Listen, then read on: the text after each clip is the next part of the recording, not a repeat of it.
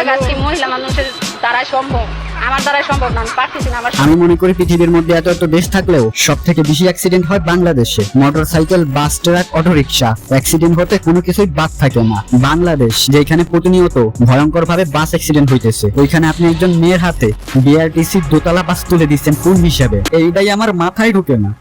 আমরা এখন মধ্যযুগে নাই।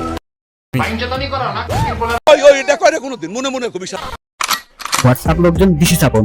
নাও I am going to talking about pink কালারের মহিলা বাস, যেখানে একজন হেল্পার থেকে ড্রাইভার হতে সময় লাগে না হলেও 3-4 বছর। মানে এত কষ্ট করে 3-4 বছর হেল্পারি করেও ড্রাইভিং সিটে বসার মতো সুযোগ কিংবা সময় কিংবা সাহস কোনোটাই পায় না। আর অন্যদিকে আপনি মাত্র 3 মাস ট্রেনিং করিয়ে একজন মহিলা ড্রাইভারের কাছে 75 জন যাত্রীর প্রাণ ঠুকু 75টি সিট বিশিষ্ট বিআরটিসি দোতলা বাস তুলে দিলেন, বাট কোন হিসাবে?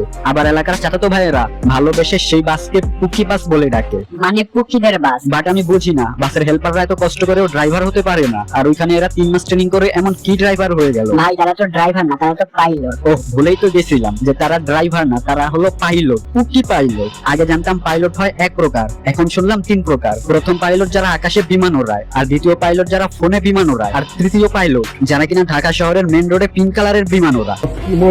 ওই দিন দেখলাম পুকি বাস যাওয়ার সময় একটা ট্রাকের সামনের কি যেন একটা ভেঙে ফেলছে। মাননীয় প্রধানমন্ত্রী হচ্ছেন আমার দুলাভাই কাছে শালীদের অনেকটা দাবি থাকে, অনেক প্রাইভেটের বাসের চালক ভাইরা ছাপ দেয়। তখন আমরা মজা করে বলি যে ভাই উস্তাদ ছাপ দিয়েন না, মহিলা প্যারি সমাজ মহিলা পাইলট। মহিলা বাস রিস্কা মেরে দিয়েছে, এই যে মহিলা বাস রিস্কা মেরে দিয়েছে, মহিলা বাস এই যে ড্রাইভার আবার ভেঙে দিয়েছে, আবার দেখলাম আরেকটা পুকি বাস যাইতে যাইতে রাস্তা রেখে একটা দেওয়ালের ভিতর মাইরা দিছে। 3 মাস ট্রেনিং নেওয়ার পরেও ফ্লাইওভারে ওঠার জন্য পুরুষের হেল্প চাইতেছে। বাট আমি বলি, কারা যেন বলেছিল যেখানে পুরুষ নেই সেখানেই নারী নিরাপদ। ওকে ফাইন, মানলাম যেখানে পুরুষ নেই সেখানে নারী নিরাপদ। মানে আপনারাই বলেন যেখানে পুরুষ নেই সেখানে নারী নিরাপদ, আবার আপনারাই পুরুষের হেল্প ছাড়া চলতে পারেন না। মানে কথাটা এমন হয়ে গেল না, আপনি একজন প্রফেশনাল গাঞ্জাখোর, আবার আপনিই বলেন যে গাঞ্জা মানুষের শরীরের ক্ষতি করে, আবার আপনি 1 মিনিটও গাঞ্জা ছাড়া চলতে পারেন না। যেই দেশে প্রতিনিয়ত বাস অ্যাক্সিডেন্ট হইতেছে, বছরের পর বছর এই রোডে গাড়ি চালানোর পরে, গাড়ি চালানোর একটা ভালো অভিজ্ঞতা থাকার পরে কন্ট্রোল হারিয়ে খাদে যায় কিংবা কারেন্টের খাম্বার ভিতর মাইরা দেয়, ভয়ঙ্কর ভাবে ক্ষতিগ্রস্ত হয়। সেইখানে আপনি মাত্র 3 মাস ট্রেনিং নিয়ে এই রোডে গাড়ি নিয়ে বের হলেন কোন সাহসে? আসলে আমি পুকিদের সাহস দেখে দুঃখে বাঞ্ছিত হয়ে যাচ্ছি।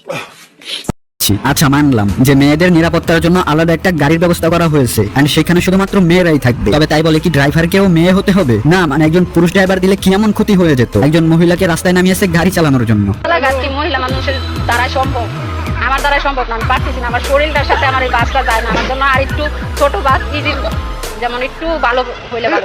অনেক চ্যালেঞ্জ।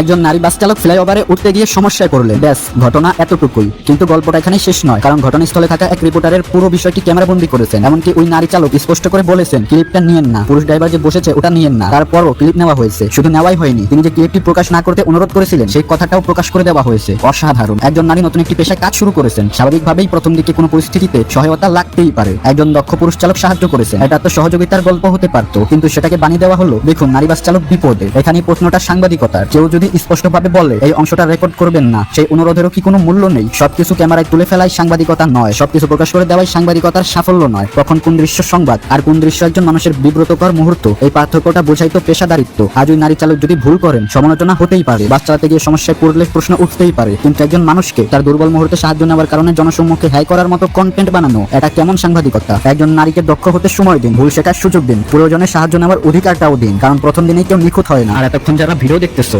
তাদেরকে ভালোবাসা জানাই মন থেকে। Love you guys, love you boys, আল্লাহ হাফেজ। ভাই লাইট অফ করছে কেন? ভাই কেউ লাইট অফ করে নাই, কারেন্ট চলে গেছে। কারেন্টের না খালি ভিডিও বানাবো না।